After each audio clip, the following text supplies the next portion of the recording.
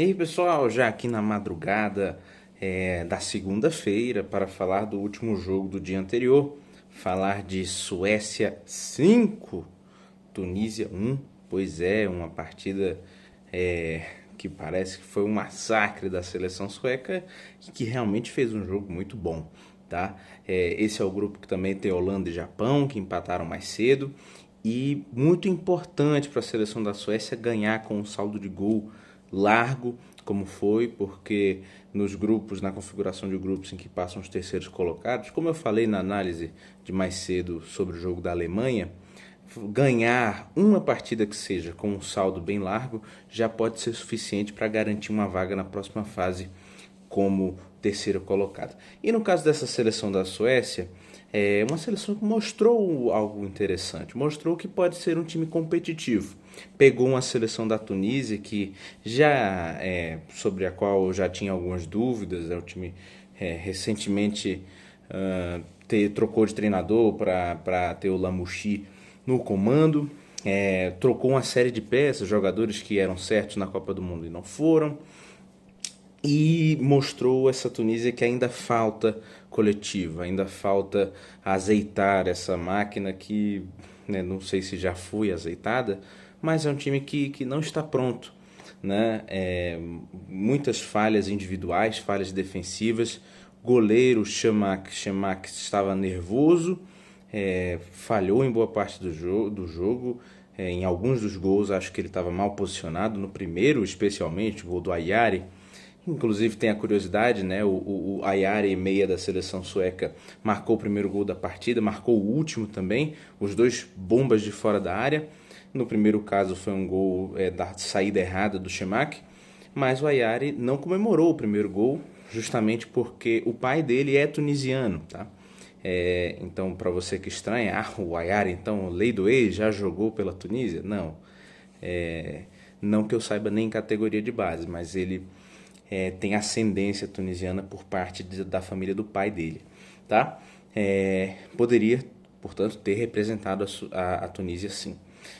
Mas então faltou bastante esse coletivo, a equipe da Tunísia, que conseguiu o seu gol, né? O gol saiu após o 2-0 da Suécia. A Suécia teve um início de jogo bastante interessante, né? Com uma estratégia muito clara, tá? A Suécia joga com um 3-5-2, com a sua principal força sendo a dupla de centroavantes, Gyökeres e Isaac. São jogadores de grande renome, um pelo Arsenal, um pelo Liverpool. O Gyökeres um cara mais finalizador, inclusive em alguns momentos do jogo acho até que ele foi um pouco fominha, né? Em momentos que ele poderia tocar essa bola, ele segurou muito. E o Isaac um cara de mais habilidade técnica, que consegue botar o pé por cima da bola, segurar um pouco mais, tem um pouco mais de refino, né? Inclusive foi o grande nome do jogo, tá? Ele faz o segundo gol numa bola recuperada de contra-ataque do Gyökeres, e a estratégia principal desse time da Suécia era pegar a bola, inclusive a jogada que se repetia várias vezes.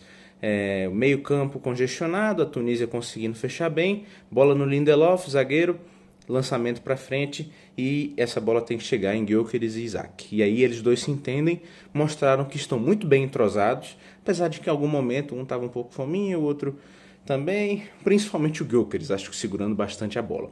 Mas e desse tipo de jogada saíram praticamente todos os gols. O primeiro saiu no lance desse, lançamento do Lindelof para o Gyökeres, para o Isaac, na verdade, ele perde a bola, o Gyökeres chuta, dá rebote o Shemak e de longe Ayari faz o gol. No segundo, o próprio gol, assistência do Gyökeres, gol do Isaac, e assim foi, né? O gol da Tunísia no primeiro tempo depois vem de uma das coisas que esse time sem muitas ideias pôde fazer. Latereio, né? Lateral cobrado na área, a bola voltou, rebote, animou o Hannibal Mejbri, grande jogador desse time. Esse sim, acho que dá para dizer que foi um destaque positivo, né? O Mejbri é um cara que tem algo de diferencial, um meio armador, um cara com uma visão diferente, jogou com bastante personalidade.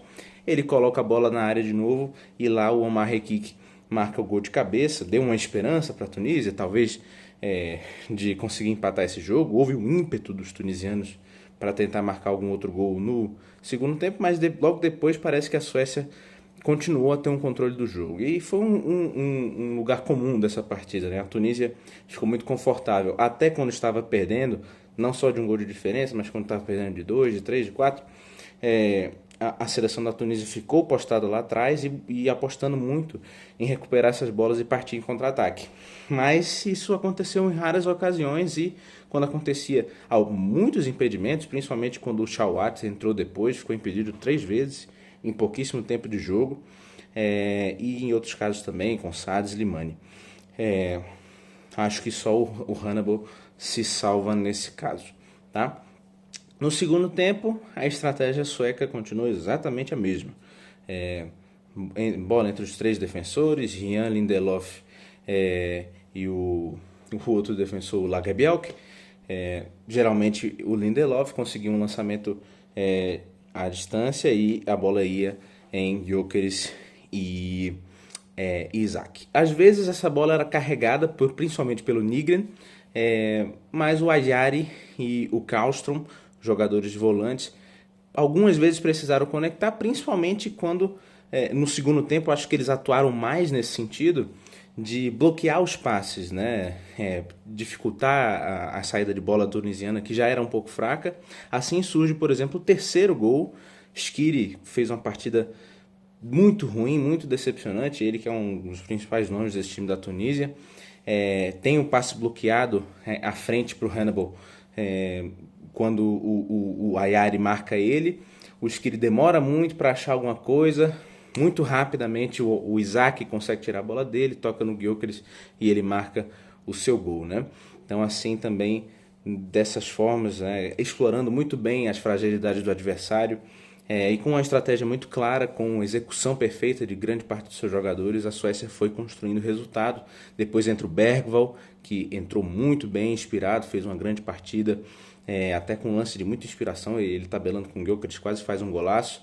Ele que dá assistência do gol final para o Ajari, quando recupera uma bola também da defesa da Tunísia, e isso tem que ser dito, a Suécia pode até ter descansado em alguns momentos, por exemplo, quando abriu 2-0, deu uma descansada, mas manteve a intensidade durante todo o jogo, né? Depois teve um lance bizarro, o quarto gol da Suécia, gol do Svanberg, que fez um gol literalmente 2 ou 3 segundos depois de entrar em campo, porque foi uma falta cobrada, ela desvia no Isaac, ele parece muito impedido e ele marca o gol. O VAR demorou um tempo para verificar que realmente a bola tinha tocado no Isaac, graças ao chip que fica na bola, que conseguiu identificar o toque na bola do Isaac, e assim vendo que quando ele toca, o Svanberg está em posição legal. Inclusive isso é uma coisa legal de deixar claro, tá? O chip que está na bola não é para controlar o movimento da bola, fazer ler a mente do jogador, de qualquer porcaria dessa, que eu vi em alguns lugares circular esse tipo de informação, tá? Não, o chip não tem essa capacidade de controlar o movimento da bola. Ele serve para você medir algumas estatísticas sobre a bola, então a velocidade, a pressão, a força do chute, e inclusive verificar o toque para um lance como esses, né? Então, o chip fundamental para inclusive validar esse gol do Svanberg. Então assim terminou. 5 para a Suécia, 1 para a Tunísia. Muito importante, esse grupo cruza com o grupo do Brasil. Caso o Brasil fique em primeiro ou segundo do grupo, vai enfrentar o adversário desse grupo.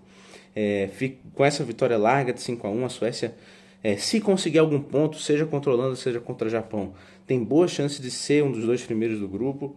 E mesmo que não, vai precisar que Holanda e Japão façam mais saldo do que a própria Suécia fez, né? Então, muito importante resultado. A Suécia bota um pé já na próxima fase, e talvez há chance de ser um adversário do Brasil, caso passe da fase de grupos. Então é isso aí, pessoal. Amanhã temos mais jogos.